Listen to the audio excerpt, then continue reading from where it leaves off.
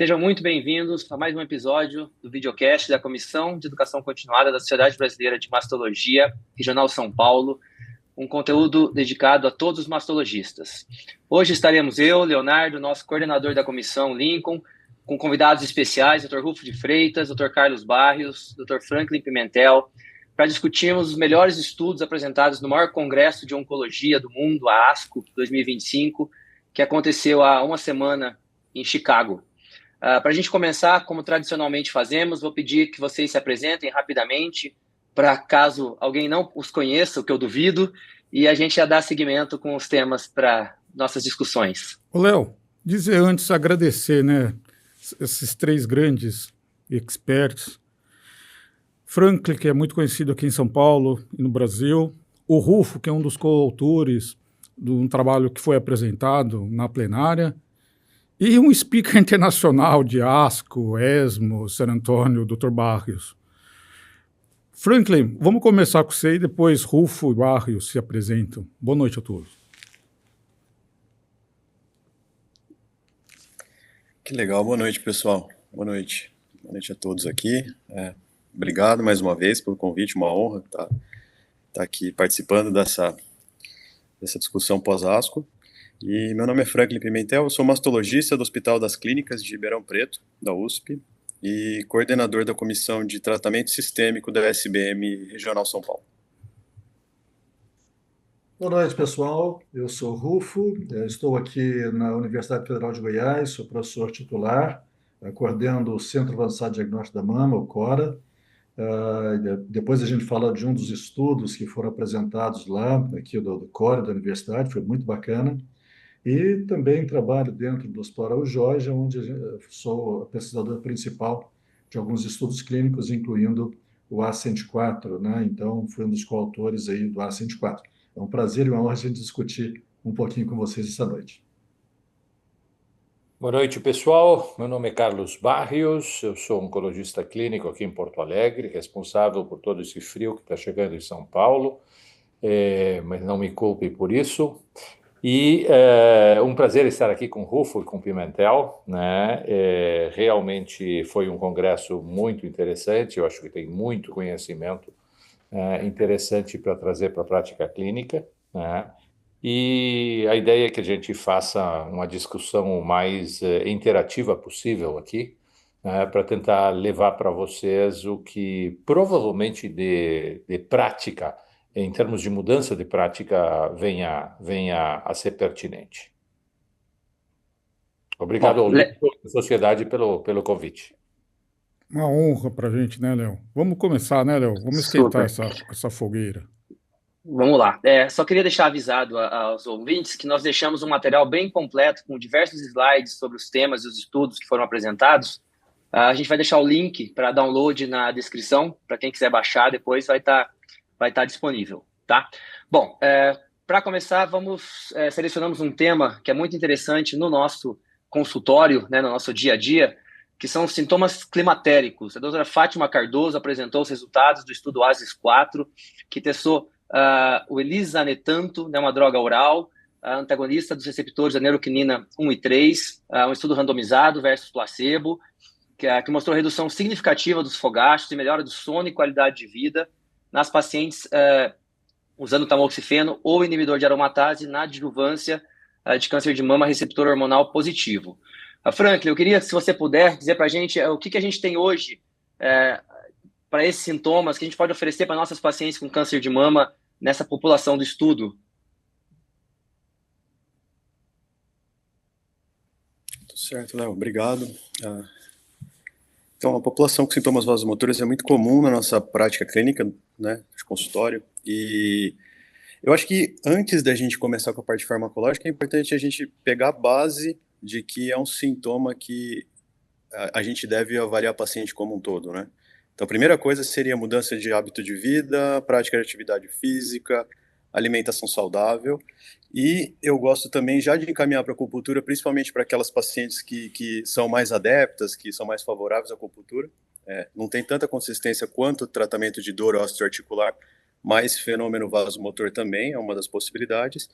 E quando a gente tem que entrar com tratamento farmacológico, eu opto pela venlafaxina, Por conta de maior experiência, não interação com o tamoxifeno.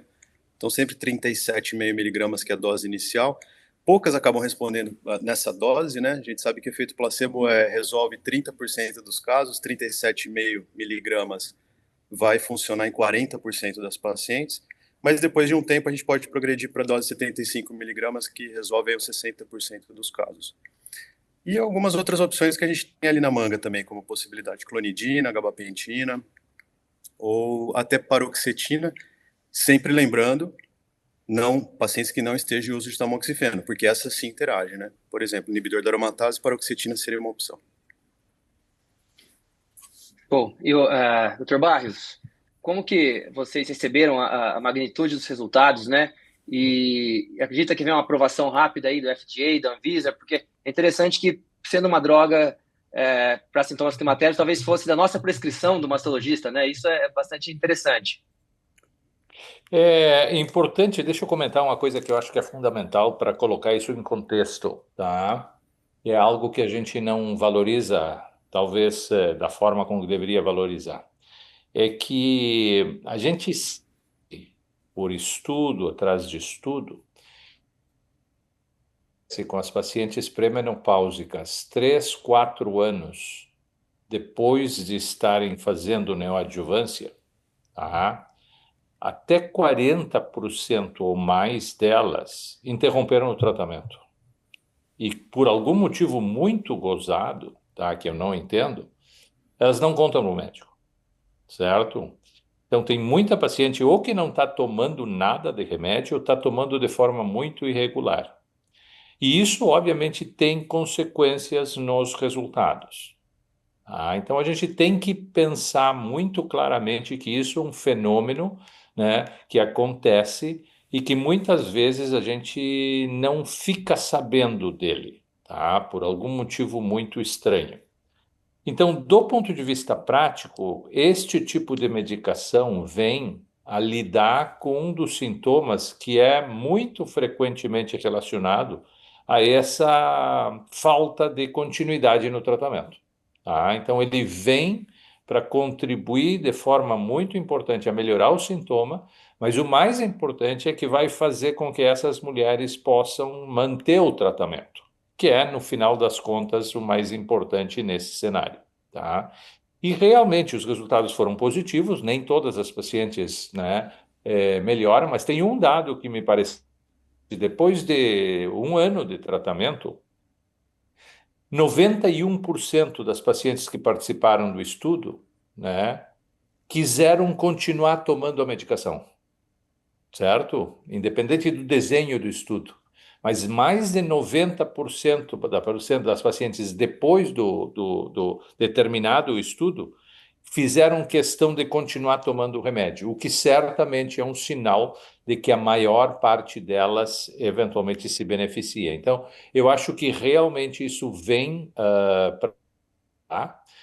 se vai ser uma aprovação rápida ou não é difícil estar na pele dos reguladores, mas certamente é algo que vem para ajudar. O problema é que, como a maior parte desses medicamentos vai ser caro e a maior parte das pacientes que teriam indicação e poderiam se beneficiar não vão ter acesso.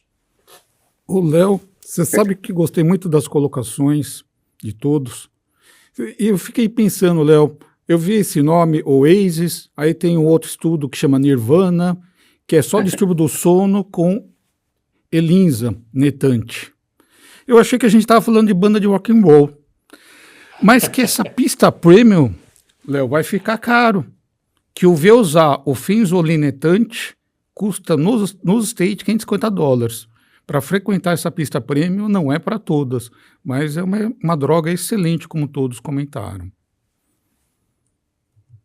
Dr. Rufo, quer fazer algum comentário? Podemos seguir.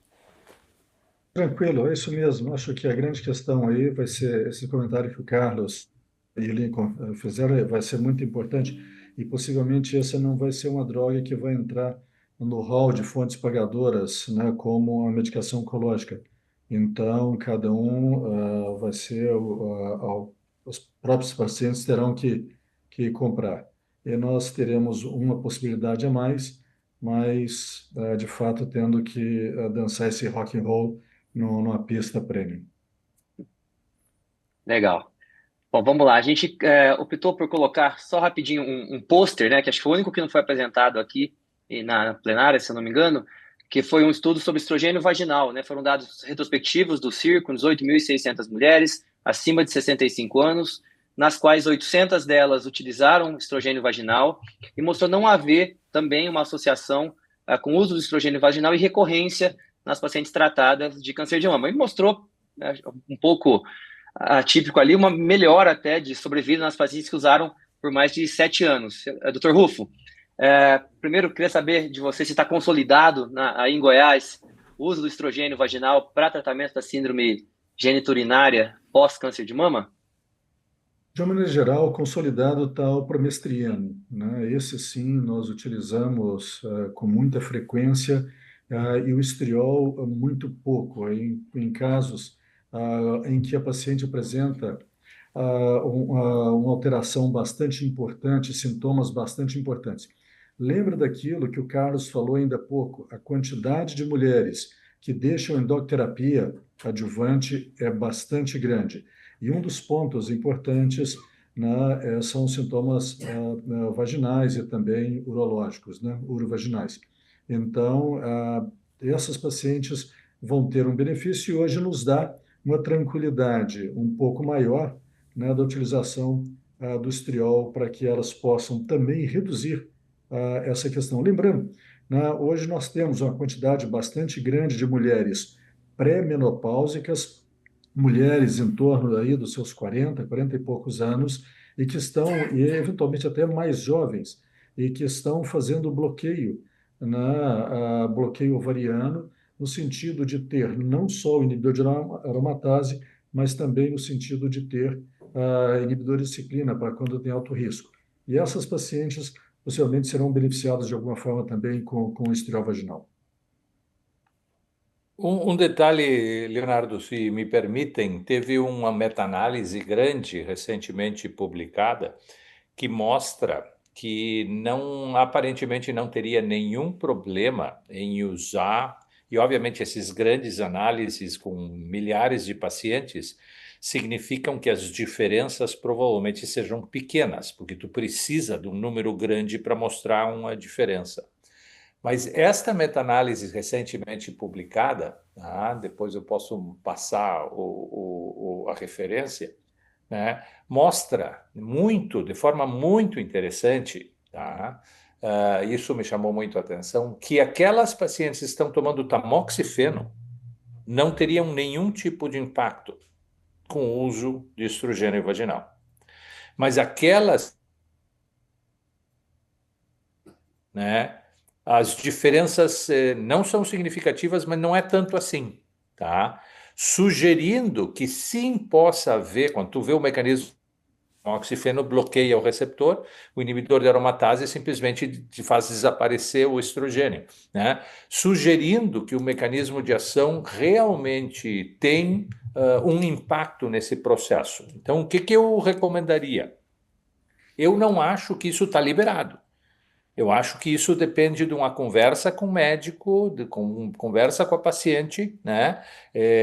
A gente pode sentir tranquilo, né? Mas desde que se valorizem todos os aspectos, o risco da paciente, né? Que medicação a paciente está tomando, né? E o grau de sintomas. E como o Franklin disse no início, a gente tem que tentar uma série de procedimentos, né, normais, né, antes de eventualmente partir para esse tipo de estratégia.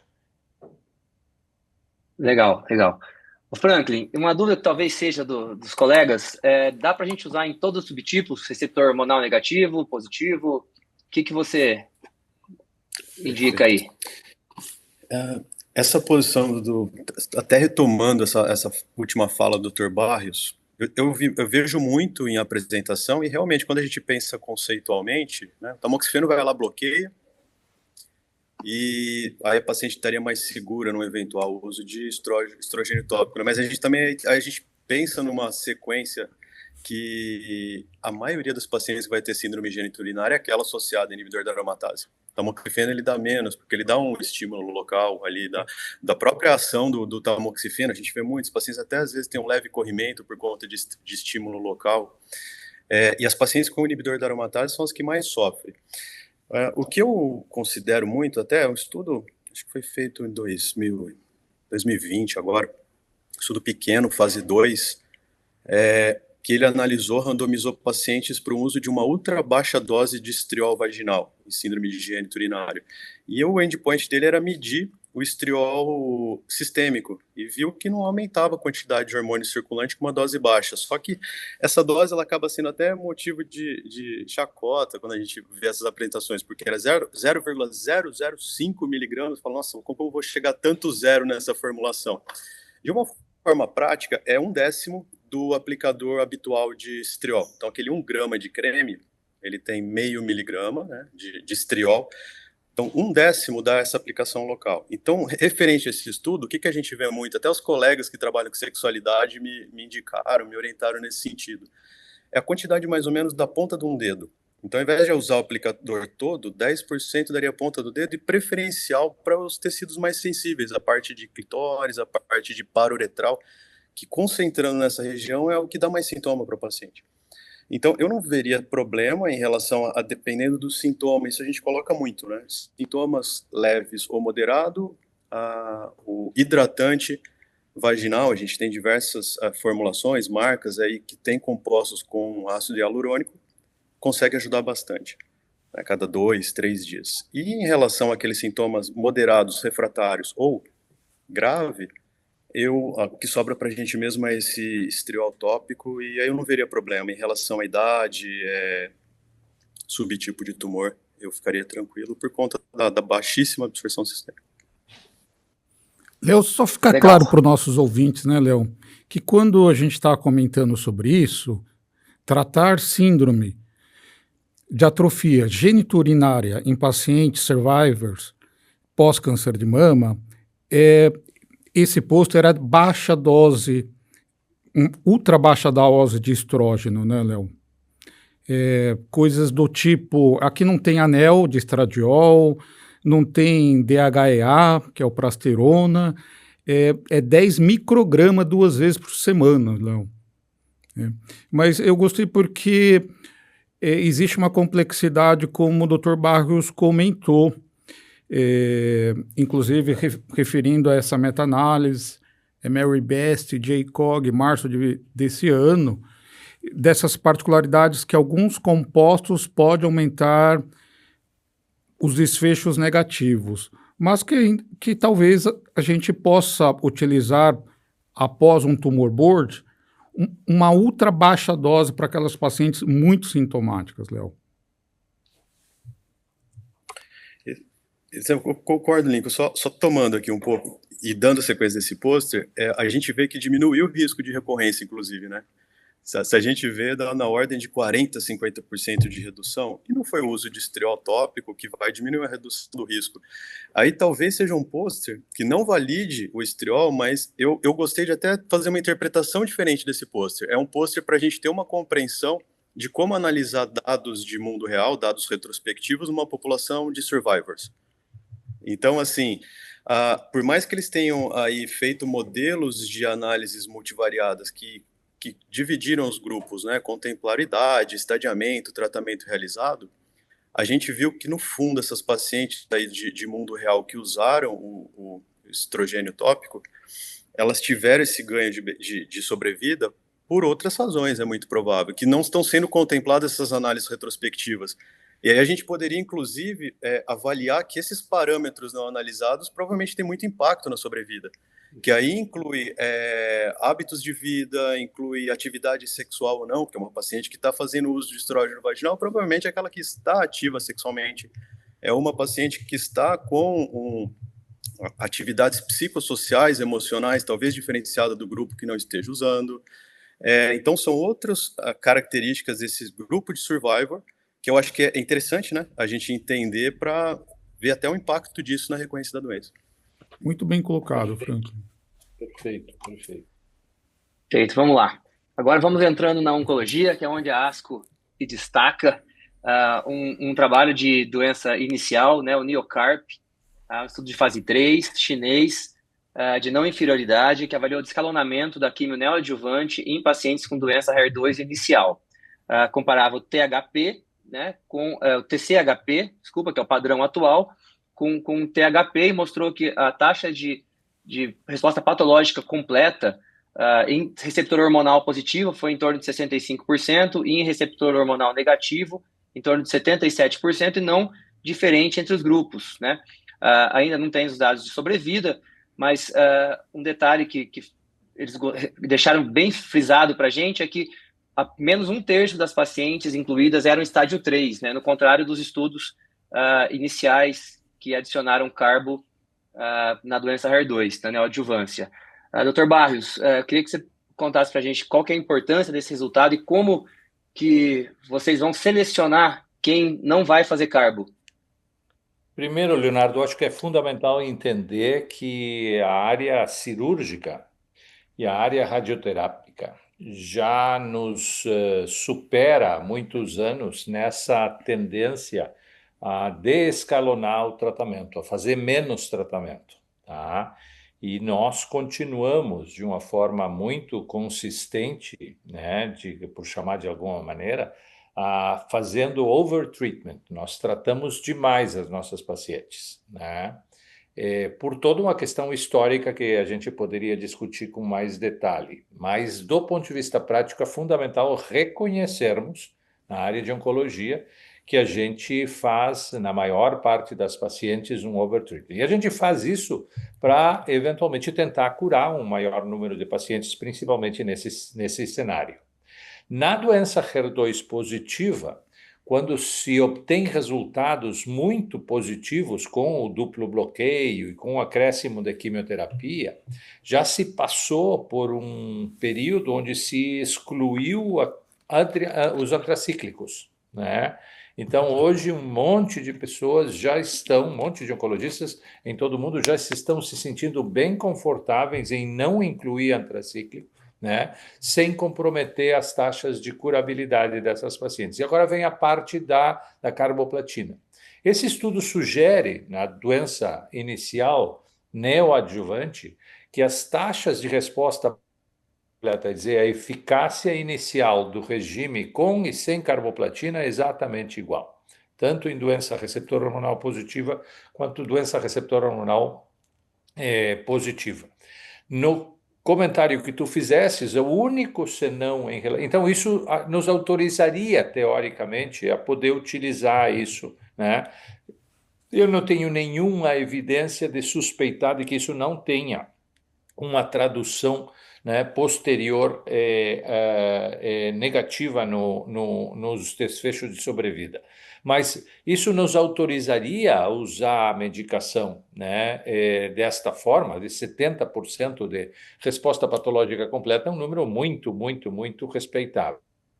Então, do ponto de vista prático, eu acho que sim, é algo importante, e a única ressalva é o que tu mencionou, que apenas menos de 25% das pacientes tinham estágio 3, e nessa situação eu ficaria aqui um pé atrás, né? Porque são as pacientes que têm maior risco de recorrência, né? E são as que tu menos gostaria de tratar para menos, né? Então, eu manteria nessas pacientes, nesse momento, o uso da carboplatina. Me chamou a atenção nesse estudo que o grupo controle, se nós observarmos em termos, e aí talvez pode ter sido em decorrência da seleção de paciente a quantidade maior de estágio 2, mas o grupo controle, tanto receptor hormonal positivo de 55%, como o grupo controle do receptor hormonal negativo, aí 77%, observem que eles foram abaixo daquilo que nós esperaríamos, né, no Trifina. Então, no Trifina, nós esperaríamos 65% de resposta completa, né, no receptor hormonal positivo e 83% de resposta completa no receptor hormonal negativo, ou no puro HER2. Então, o grupo controle, só não, assim, nesse estudo não me deixa tranquilo e não dá para a gente dizer, olha, está na hora de tirar carbo em decorrência desse ponto, né? Mas talvez o estágio 2 seja um pouquinho diferente, o descolonamento seja mais ou menos aquilo que o Carlos falou. Lembrando um ponto, que já nesse ponto, aqui de onde nós estamos, daqui a pouquinho, né, já foi feito o press release do DB11, né, com trastuzumab deruxtecan associado a perto, e esse braço foi, pelo press release, foi, ou parece ter sido superior, né, ao que nós temos aqui de TCHP. Então, talvez no futuro bem próximo a gente tenha alguma coisa diferente. Mas, eventualmente, um outro paciente, Lincoln e Léo, que com um pouco mais de fragilidade nos permitiria, com esse estudo apresentado na ASCO, retirar a carbo e já não nos deixando com a preocupação tão grande, principalmente no estágio 2. Legal. Lincoln, alguma coisa? Não, podemos ir para a próxima, que temos várias, né? Então, continuando na doença HER2 positiva, agora já no cenário de doença avançada, o Destiny Breast 09, né, um estudo randomizado, fase 3, com 3 braços, mais ou menos 380 pacientes por braço, testou a combinação de trastuzumab deruxtecan mais pertuzumab, comparado ao THP na primeira linha de câncer de mama metastático. Os dados do braço de TDXD isolado ainda não foram apresentados na ASCO, em uma média aí de 2,5 anos de segmento. O ganho de sobrevida livre de progressão, né, o PFF, foi de 44%, ou seja, 27 meses para o THP versus 40 meses para o trastuzumab deruxtecan. Franklin, a gente sabe que essa adição aí do TDXD vem associada com a toxicidade, custo bem mais elevado, né, e que o esquema THP é bastante tolerável. Dito isto, você consegue dizer, sem assinatura molecular, quem vai receber TDXD em primeira linha? Ou só com a assinatura? Uau, essa ótima pergunta, né, Léo? É até interessante a gente comentar aqui como que a avaliação do DB09 entrou no ASCO. Então, ele nem fez parte da sessão de mama, porque ele foi um trabalho já submetido bem quase lá, abaixando a cortina nos últimos momentos, e ele foi colocado como uma sessão extra, devido ao seu impacto, né? Então, eu acho que para a gente retomar e entender todo esse cenário, o que a gente tinha até então? Tratamento de primeira linha de câncer de mama metastático com duplo bloqueio, trastuzumab, pertuzumab mais um taxano preferencial. E já tinha sido mostrado através do Cleópatra um ganho de PFS, uma mediana de 6 meses. Só para a gente ter uma compreensão, 12 passou para 18 meses. Em segunda linha, o estudo DB03 veio mostrando um ganho em relação à comparação com o TDM1, que era o padrão anterior. O uso do trastuzumab deruxtecan aumentou esse PFS mediano para 29 meses. Então, ganho de 22 meses. Então já ficava ali, né? O deruxtecan, trastuzumab deruxtecan tinha um cenário já sendo usado na primeira linha, principalmente o cenário de metástase cerebral, que ele mostrou uma grande eficácia. Cerca de 60% das pacientes ficavam com doença controlada em 1 ano, isso a gente não conseguia atingir com outros tratamentos. Um outro cenário que o TDX ele já era incorporado aí com a primeira linha eram recorrências muito precoces, que o Cleópatra não incluiu essas pacientes, uma doença resistente, ele já era usado. E ficou a ideia, imagina, o tratamento ali da segunda linha, que aumentou em 22, ele está segurando a doença em cerca de 29 meses, sendo que o da primeira linha, pelo estudo, me mostra segurando a doença em 18 meses. Então fica muito aquela ideia de, putz, o da segunda linha está segurando mais, pode ser que jogar para a primeira linha vai ser mais benéfico. Isso que o DB09 veio trazer para a gente, os resultados ainda eles são parciais porque faltou um braço, né? Como você disse. Falta o braço do TDX em monoterapia. Então foi comparado o TDX mais pertuzumab versus a químio com duplo bloqueio, trastuzumab e pertuzumab. Esse ganho foi muito expressivo, né?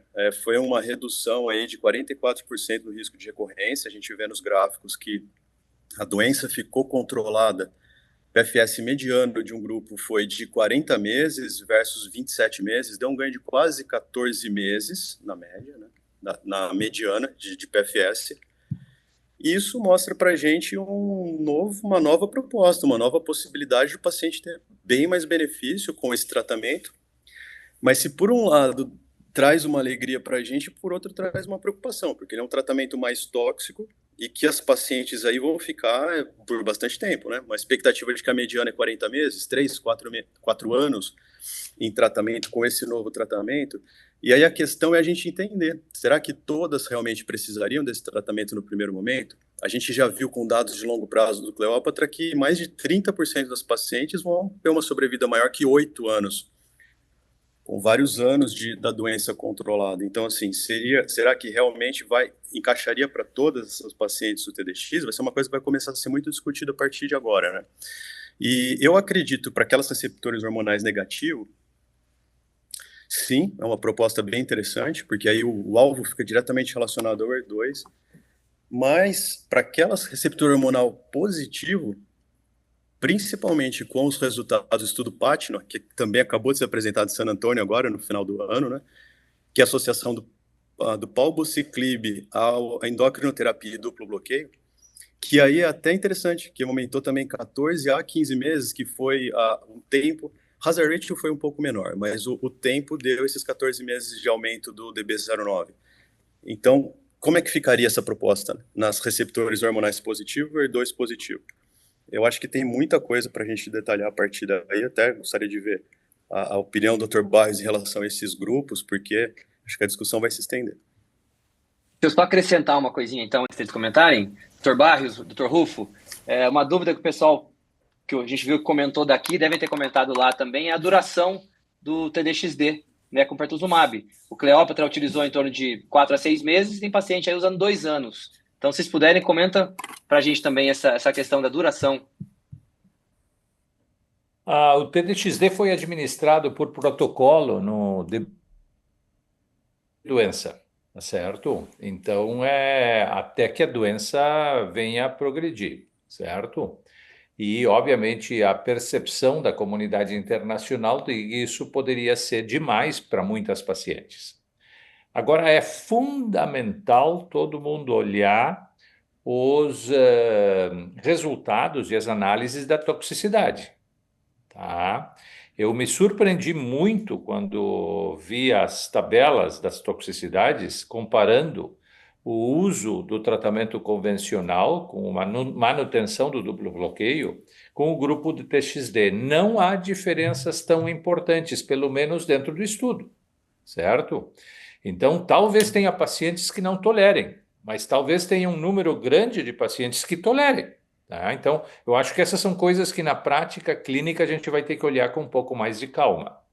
Existe uma percepção internacional de que, por causa da toxicidade que a gente sabe que existe náusea, né, problemas pulmonares, problemas associados ao TDXD, né, que eventualmente possa haver uma estratégia sendo avaliada, e tem um estudo especificamente abordando isso, na qual tu faz uma indução de 6 ciclos, ou um período inicial de TDXD, assim como tu faz com quimioterapia, com o taxano, certo? Tá? No regime Cleópatra, e depois tu colocaria a paciente, né, em duplo bloqueio, pela percepção de ser menos tóxico, né? Então, do ponto de vista prático, isso não está provado, né? Mas certamente é uma estratégia, não se sabe se é melhor ou não, PFS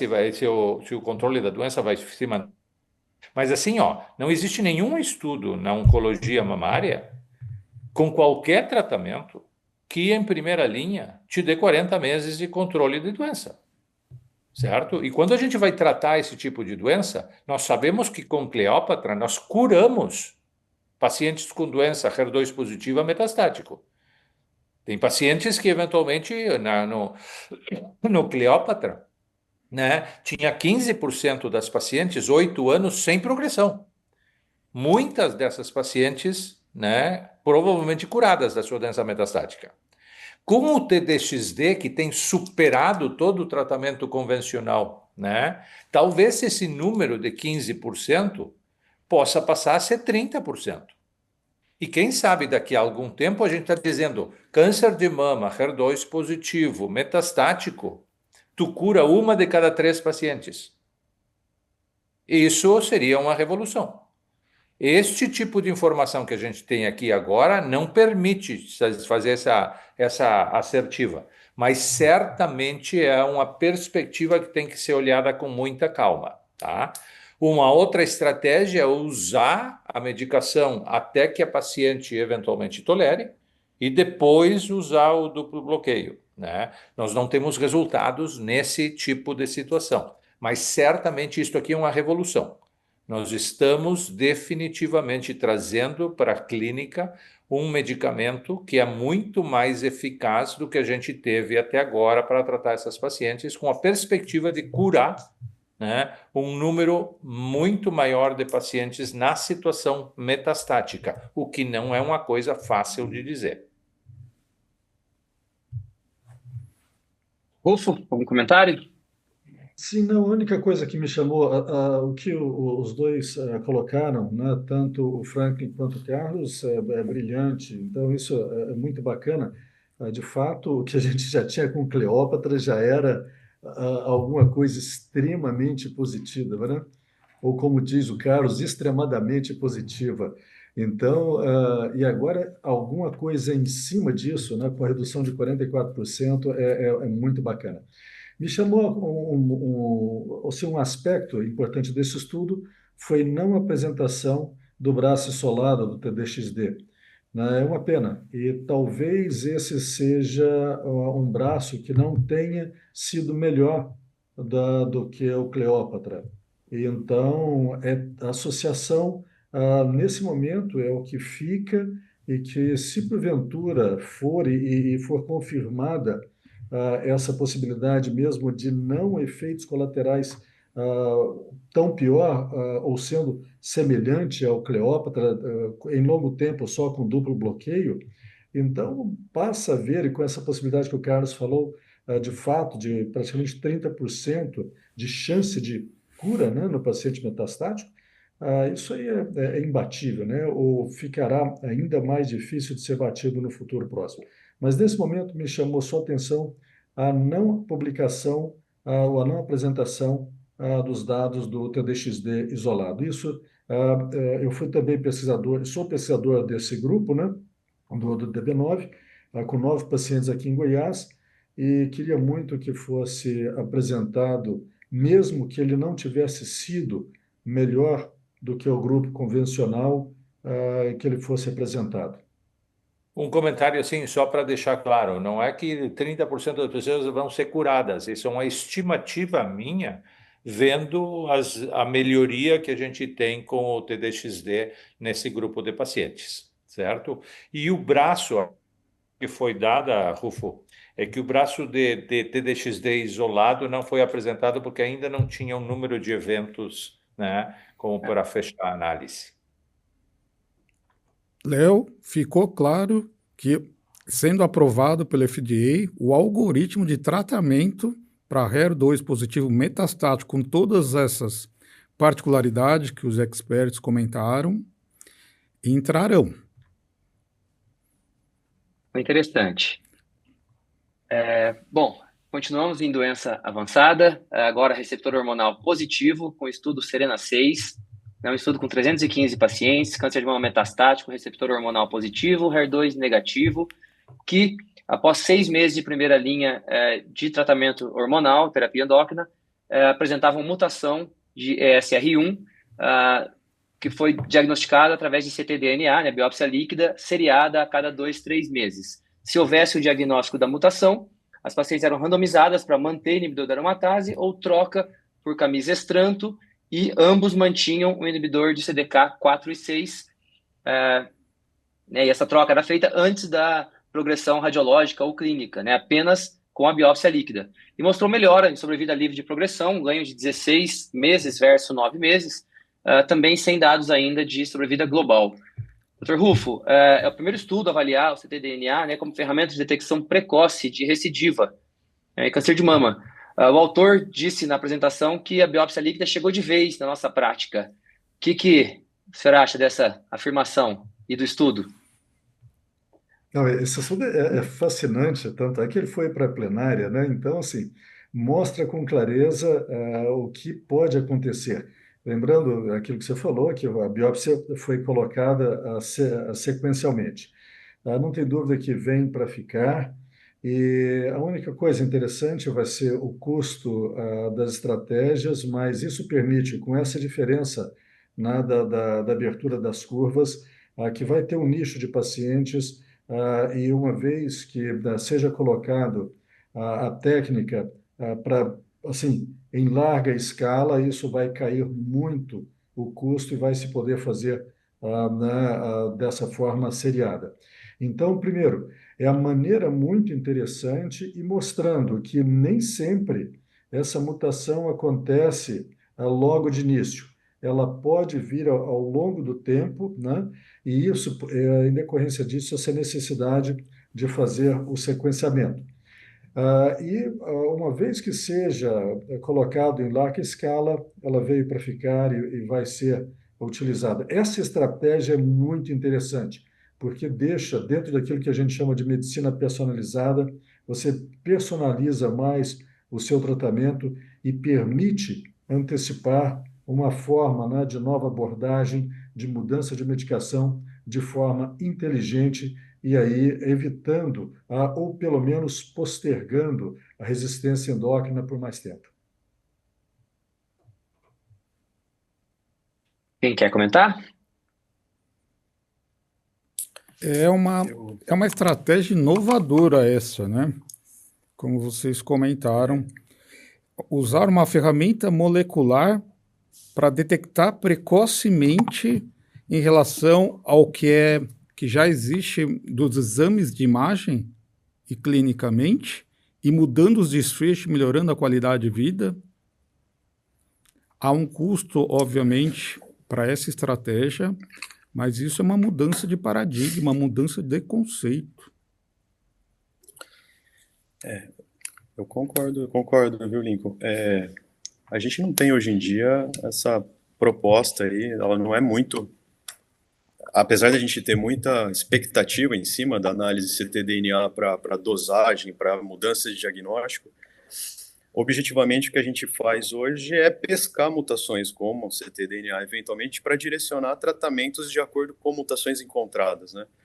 A gente encontrar para definir progressão em tumores sólidos, ela ainda está tentando encaixar o seu local. Talvez uma situação que em tumores aí hematológicos eles já dominem, a oncologia de tumor sólido, ela está definindo esse nicho. Um dos pontos só que me chamou a atenção, apesar de eu adorei assim, os resultados, e acho que realmente a gente está encarando uma nova mudança de compreensão do tumor, vai mudar paradigmas, essa importância do ctDNA em definir conduta. Só que nesse estudo em si, ele analisou o PFS1 e tem a proposta de analisar o PFS2. Um dos pontos que me chama a atenção, até queria colocar em discussão, ver a interpretação de vocês, é que quando a gente está mudando o tratamento antes de ter uma progressão da doença igual a gente considera classicamente, né, para trocar um tratamento, para mudar um tratamento em oncologia, eu tenho que ter uma mudança na radiológica ou um tumor mensurável que vai me propiciar essa definição de conduta. Um dos braços que motivou a mudança de conduta pelo ctDNA diagnosticado, ele não tinha a doença progredindo, né? A ideia justamente foi essa. Então, eu acho que se ele mudou o tratamento e no outro braço manteve, lá na frente, quando ele for analisar o PFS2, que é o tempo de sobrevida após 2 tratamentos, talvez o mais adequado fosse o PFS2 em um grupo e o PFS3 no outro, porque ele mudou o tratamento de acordo com outras regras que o braço de baixo não contemplou. Então, essa interpretação de qual PFS ou sobrevida, talvez sobrevida global, vai mostrar para a gente ainda de uma forma mais refinada, de uma forma mais exata esse desfecho, né? Mas são análises que a gente precisa fazer sempre. O comentário do Franklin é perfeito, né? Eu só complementaria que o grande problema para analisar a sobrevida e o PFS2 é que não houve crossover, né? E que os pacientes, depois de progredir, não receberam e não vão receber a droga, certo? Então, do ponto de vista prático, esse é um problema, né, nessa análise, tá? Este estudo é extremamente importante porque ele prova, né, e confirma, e consistência é tudo nesta área, né, os resultados do estudo PADA-1, que em vez de camisestranto usou fulvestranto. E, nesse caso, usar o fulvestranto antes também tinha demonstrado o mesmo tipo de benefício. A diferença, né, também foi de 7 meses, né, 9 meses aqui com 16 meses, né, 7 meses também foi a diferença lá, né, e lá teve a vantagem de que os pacientes fizeram o crossover. Depois de progressão, todos os pacientes no grupo controle, né, fizeram o fulvestranto. Então, do ponto de vista prático, né, esse é um problema da análise, mas o conceito, como o Rufo e o Franklin estavam dizendo, é extremamente importante. Eu chamaria atenção que é necessário uma educação muito grande em relação a isso, porque tem mais de 10 tipos diferentes de biópsia líquida. Então, quando se pede uma biópsia líquida, a gente tem que saber o que está pedindo e para que está pedindo, porque não todos os resultados são essencialmente iguais ou nos dão o mesmo tipo de informação. Então, é muito importante ter muito cuidado, porque vai chegar a paciente muitas com um teste dizendo, eu tenho essa biópsia líquida aqui, o que eu faço? Né? E a maior parte das vezes a gente não vai ter dados como para dizer, bom, com esse resultado tu tem que fazer tal tratamento, né? Isso não existe ainda, tá certo? Tá? Este estudo aponta nessa direção, é extremamente importante, confirma, né, o resultado do PADA-1, né? Mas ainda tem um tempo para a gente poder colocar isso na prática clínica de forma rotineira. E a droga, obviamente, que prova que tem essa vantagem, ainda não está no mercado. Léo, é cedo para concluir algumas coisas, mas já não se para mais o processo. Uma outra coisa, porque todos nós sabemos, tá? O conceito não é novo. Nós curamos pacientes com doença micrometastática. Correto? Correto. A gente faz tratamento adjuvante e a gente cura essas pacientes. Então, se tu detecta uma doença metastática mais cedo, antes de que a doença progrida por imagem, é razoável a gente esperar, do ponto de vista biológico, que o resultado do tratamento, se o tratamento for bom, vai ser melhor.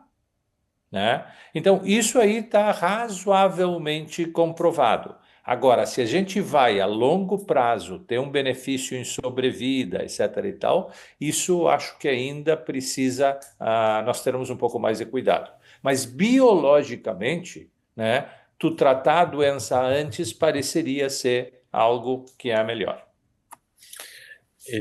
Perfeito, Dr. Barra. Não, e eu até penso numa... Acho que travou. Não, tá tudo certo. Eu penso num passo além disso, porque a gente está detectando uma doença que já é metastática, quando ela vai ter uma progressão de doença ou não. Mas se a gente puxar um passo antes, a gente vai ter, eventualmente, no futuro, pacientes tratadas como a doença inicial, sendo seguidas com uma possibilidade de uma avaliação de DNA circulante, e aí cai no consultório do mastologista, que às vezes é o médico que vai seguir essa paciente, vai ter aquele controle de longo prazo e ter a necessidade dessa compreensão também, né? Importante.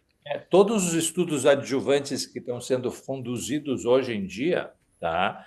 E neoadjuvantes que estão sendo conduzidos hoje em dia, estão coletando ctDNA, então essas informações, né, certamente vão vir à tona, né? Mas repito, tá? É importantíssimo saber por que tu está fazendo o teste e qual é o teste que eventualmente está sendo feito para poder interpretar esse resultado, porque nem todo teste consegue, né, te dar a informação que eventualmente tu está procurando. Muito legal. Bom. Vamos lá.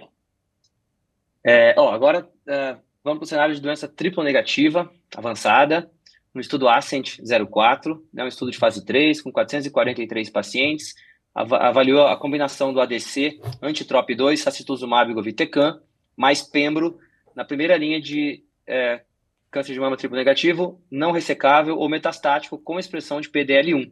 o braço do ADC foi associado a 35% de redução de risco de progressão ou morte, comparado à químio, que no caso foi taxano ou carbo e gemcitabina, mais pembro. Uma média de 14 meses de seguimento, mostrou 11,2 meses versus 7,8 meses de sobrevida livre de progressão.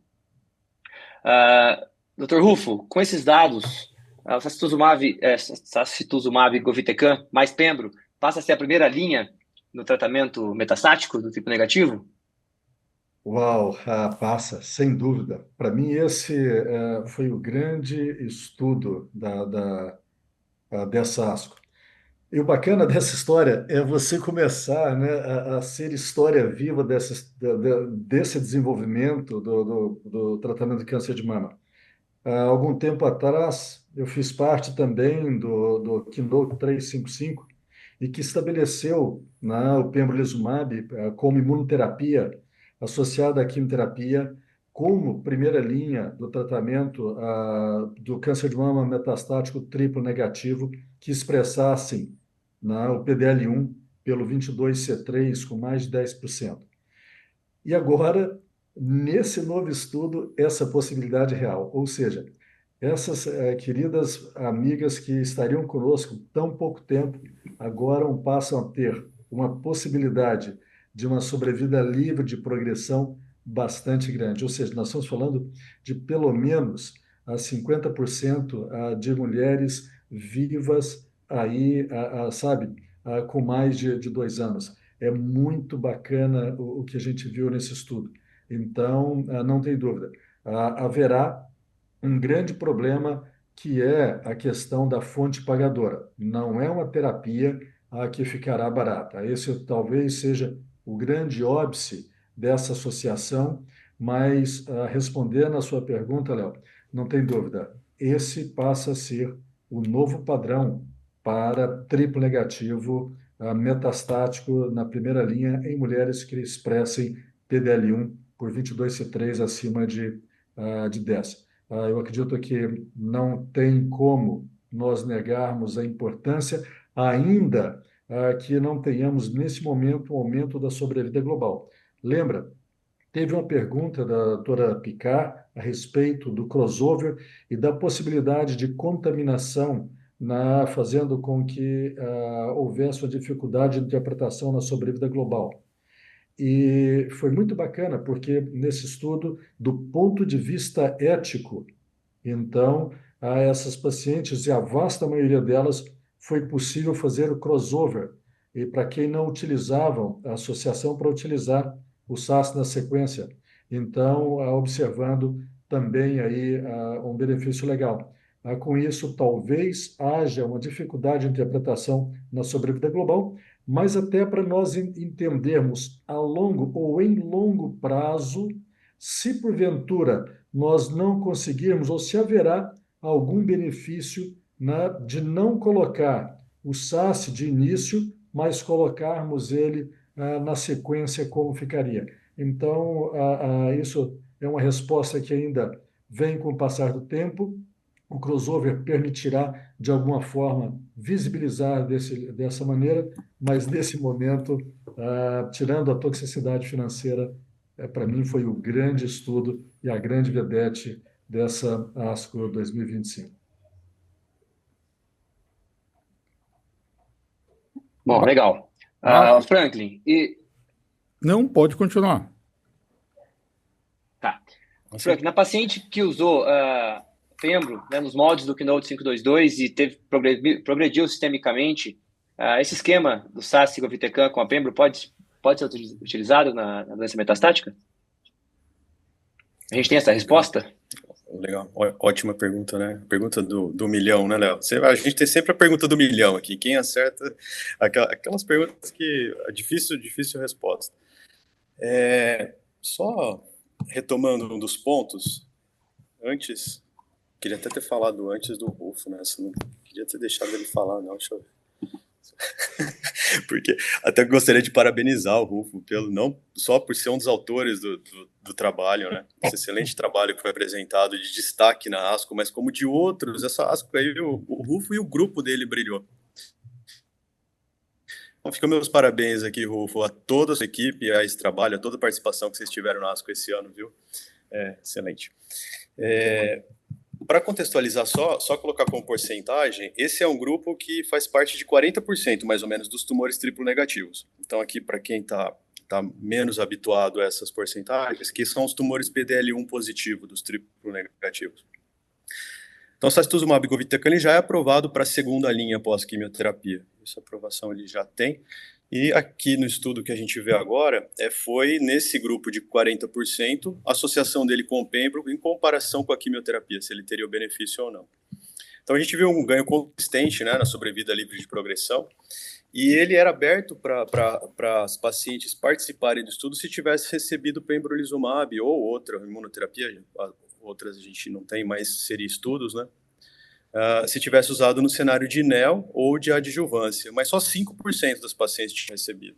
Então, aí que a gente fica, né? Apesar do estudo ter permitido, a gente não tem uma quantidade suficiente de paciente para entender como que seria o comportamento nesse grupo. Então, o que eu tenho por mim, né? O que a gente deveria interpretar?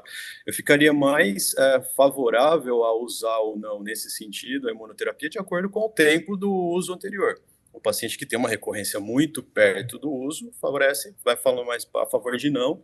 Se tiver a longo tempo, né, maior prazo do uso, eu seria mais motivado a usar. E nesse caso, os resultados da sobrevida global vão ser bem importantes para consolidar o uso dessa terapia, até porque, como o Rufo disse, 80% das pacientes fizeram crossover. Então, se o Dr. Barros falou que lá no estudo do camisestranto foi um dos grandes problemas do estudo a gente não ter o crossover, que isso dificulta muito, né? Será que se a paciente usar na segunda linha vai ter o mesmo benefício ou não? Aqui possibilitou o crossover, até porque, como eu disse, ele é aprovado para a segunda linha. Então, 80% das pacientes usaram, e isso está dando uma tendência à sobrevida global ficar muito parecida. A gente, pelo gráfico, ela ainda não foi significante, tem uma possibilidade de ser no futuro, consolidar o uso na primeira linha, mas a comparação de químio e sacituzumab govitecan em relação a químio, a pembro mais sacituzumab govitecan comparado com pembro mais químio, favoreceu o ADC. Então, isso é uma possibilidade. E é o que a gente vê na tendência da oncologia, né? Os ADCs meio que substituindo as quimioterapias, se não melhores, mas com resultados parecidos, e eu acho que é a tendência aí que a gente vai ver para muitas situações.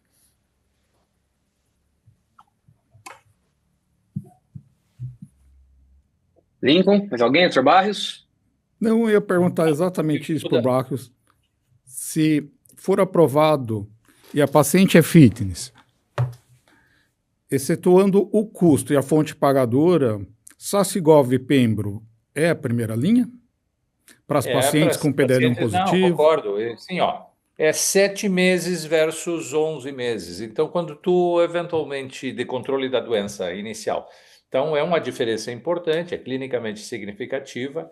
Não estamos curando ninguém, esse é outro aspecto importante disso, mas estamos melhorando o resultado. Não tem, nesta doença que é muito difícil de tratar, né, certamente tem a dúvida de quem usou a imunoterapia, como o Franklin estava falando antes, né, mas certamente este que se impõe, né, nesse tipo de situação com os resultados, tá? Certamente eu aplaudo também o fato de ter sido administrado, feito o crossover, porque isso nos dá mais informações em relação ao que acontece com essas pacientes. A pergunta do Franklin é, obviamente, a pergunta clínica. Tu precisa dar do início ou tu pode dar depois que a paciente progride, né? Então, esse tipo de coisa é, obviamente, criticamente importante, e a maior parte dos estudos não contempla essa resposta, né? Então, eu concordo, acho que é um estudo extremamente importante e que, certamente, numa situação como o Rufo comentou, é a indicação que tem que ser feita. Eu fiquei um pouquinho decepcionado, né, com a taxa de resposta, que foi 60%. Tá? Outras combinações de ADCs, né, com imunoterapia em doença triplo negativa tinham dado taxas de resposta de 70%, 77%, até perto de mais do que isso, mas certamente eu esperaria talvez um pouco mais. Mas certamente o resultado é muito positivo e, como foi dito, para mim muda a prática clínica. Maravilha. Já caminhando para o nosso Léo, finalmente aqui. não Oi, podemos oi. esquecer do estudo do Rufo, né? Sim, tá. Vamos. O pôster do Rufo, acho que tem tempo para ele apresentar. Tá, Verdade. podemos falar do Inavo e aí o Rufo apresenta, pode ser? Bem rapidamente, então. Vamos lá. O Inavo 120, um estudo de fase 3, com 325 pacientes, que avaliou a paciente de câncer de mama avançado, receptor hormonal positivo, a HER2 negativo, com mutação PI3K-CA em primeira linha de câncer de mama metastático, né? Houve progressão, com progressão nos primeiros 12 meses de adjuvância com terapia endócrina. Comparou fulvestranto, palbo e placebo com fulvestranto, palbo e navolizib.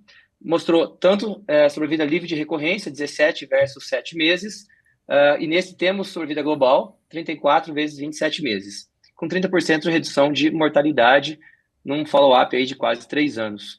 Eu queria que a gente comentasse só que como o Inavo utilizou só palbo, né, se alguém de vocês puder comentar, como que fica o Ribo e o Abema, que são os mais utilizados hoje, se a gente vai aguardar os outros, se a gente poderia usá-los, e o que vocês acharam do estudo para a gente finalizar essa parte. Esse é um estudo fantástico que tem alguns preceitos que precisam ser bem claramente estabelecidos. O primeiro dele é que é uma prova de conceito em que bloquear a doença receptor hormonal positiva metastática com 3 agentes que bloqueiam 3 vias importantes para a doença é melhor do que bloquear com 2.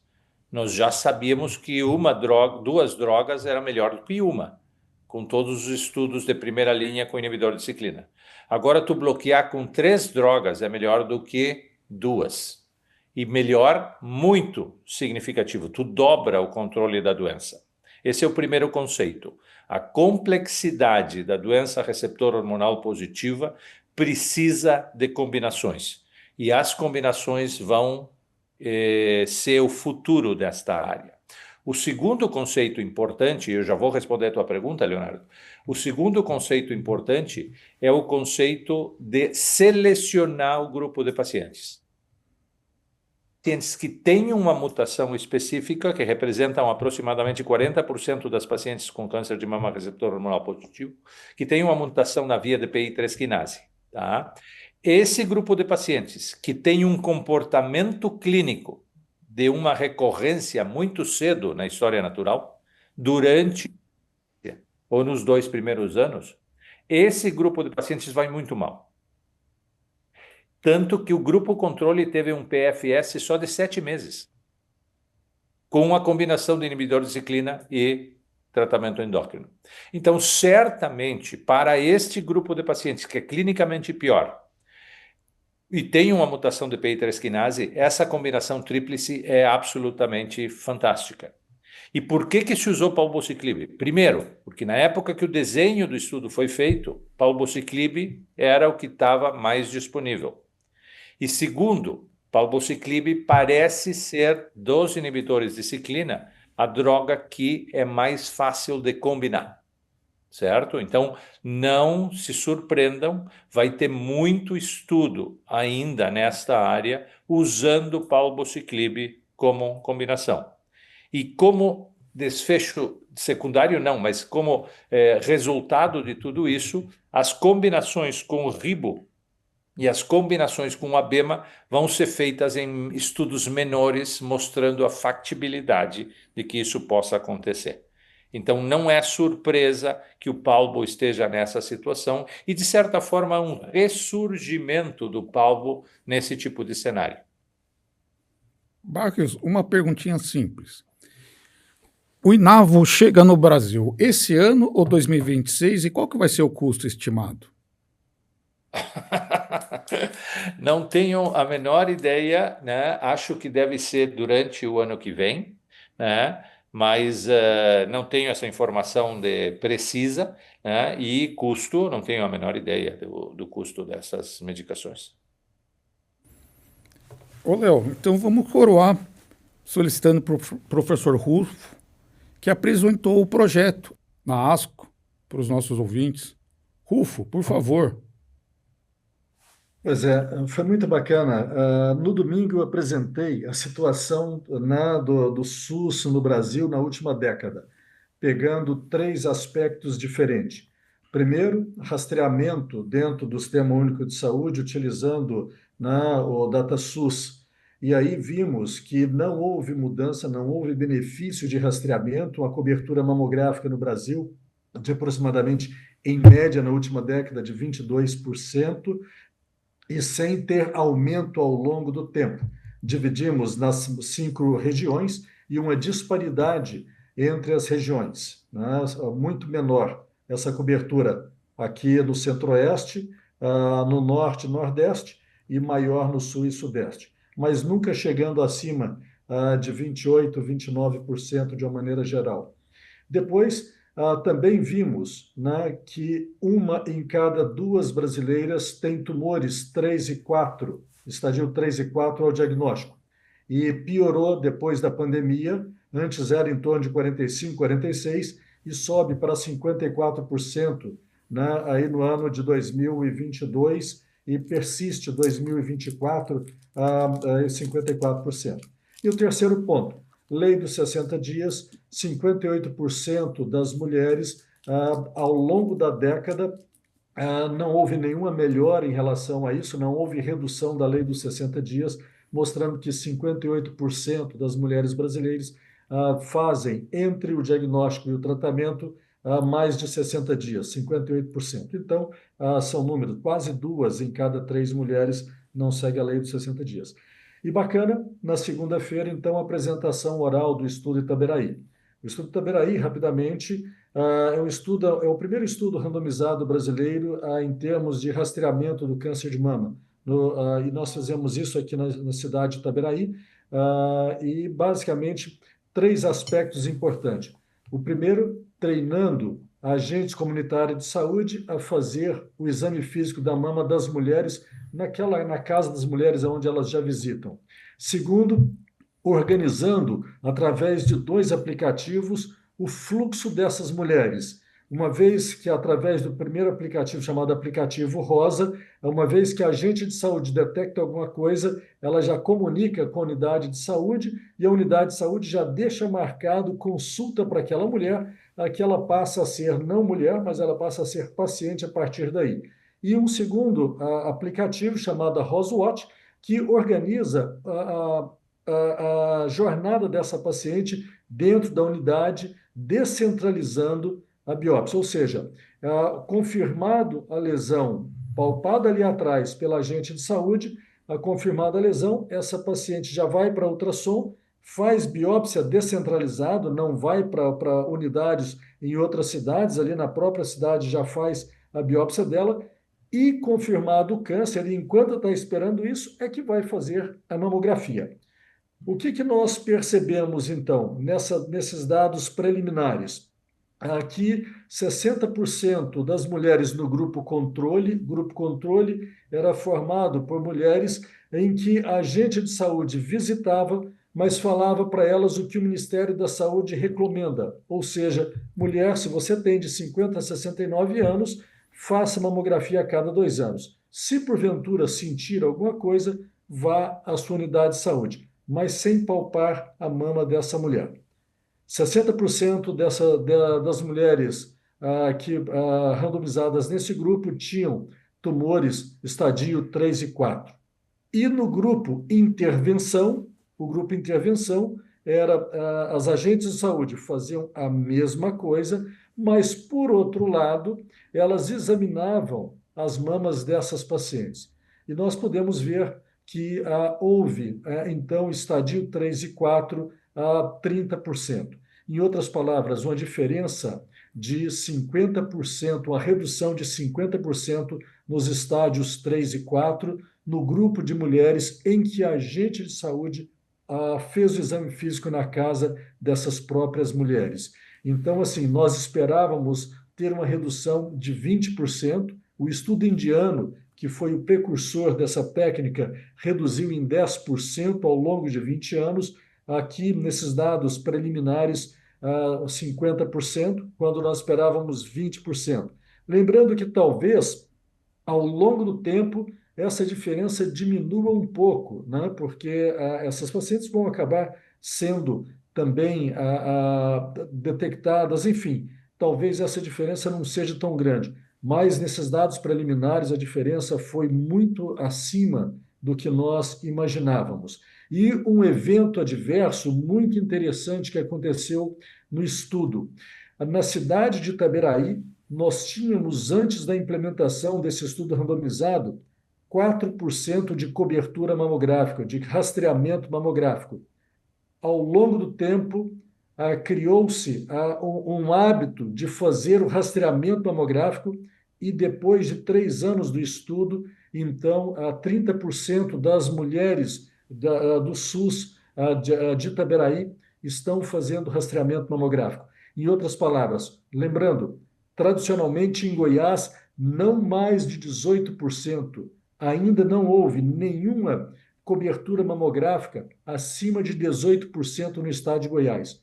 Com 3 anos, basicamente a cidade de Itaberaí já estabelece um valor de 30% comparado aos melhores estados, São Paulo, Santa Catarina, Paraná e Minas Gerais. Então, assim, quer seja em termos do estudo randomizado, o treinamento contínuo da agente de saúde, palpando a mulher, palpando aquelas mulheres que elas já visitam, reduziu pela metade a chance de estadio 3 e 4, mas a mobilidade, a mobilização não só dos agentes, mas das enfermeiras e médicos, e falando de câncer de mama, numa comunidade de 50 mil habitantes, né, nós pudemos incrementar o rastreamento mamográfico de até 30%, seguindo o que tem de melhor no Brasil até então.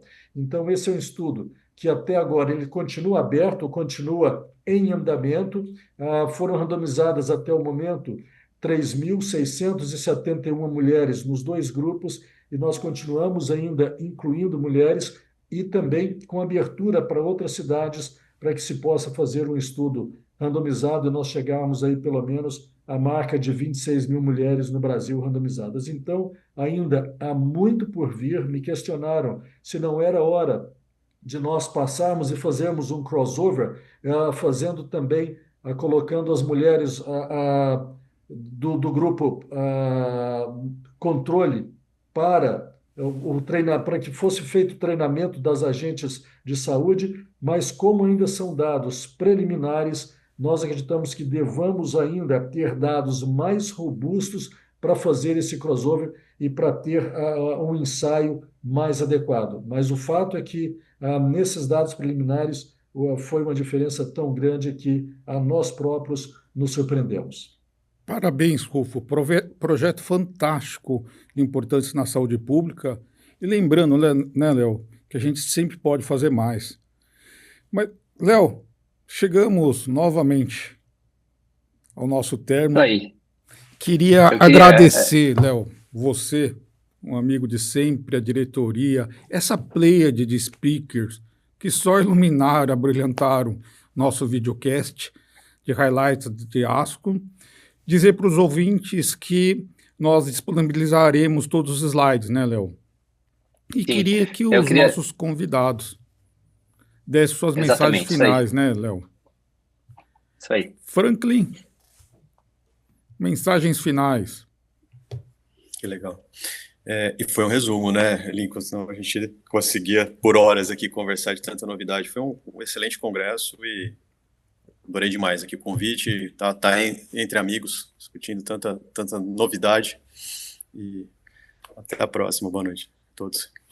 Obrigado. Rufo? Uau, para mim, a dualidade entre coisas tão simples que podem mudar a vida e que podem ser implementadas no nosso dia a dia. Por outro lado, tecnologias de altíssimo gabarito, como os ADCs que foram apresentados, e novas estratégias, mas que virão com um preço e que é um pouco salgado e que levarão daquilo que Carlos Barros já mostrou no passado, como o Trastuzumab, que levará em torno aí de 7, talvez 17 anos para ser incorporado para nossas mulheres dentro do Sistema Único de Saúde. Eu fico nessa dualidade de duas situações, mas mostrando que em uma e outra é sempre possível fazer alguma coisa em benefício das mulheres que têm o infortúnio de ter câncer de mama. Barrios. Meu comentário final é simplesmente para parabenizar o Rufo. Eu acho que para nós, Brasil, para nós, América Latina, né, e para nós que fazemos investigação clínica há tanto tempo, né, ver este tipo de resultado, essa apresentação, né, e ver que isso é factível. Os que fazemos investigação clínica sabemos quanto que isso é complicado e difícil, o esforço que leva.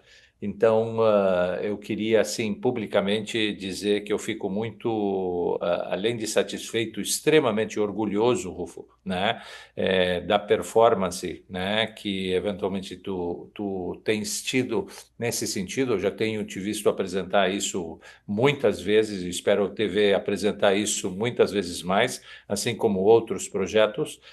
Meus parabéns de coração, tu é um exemplo.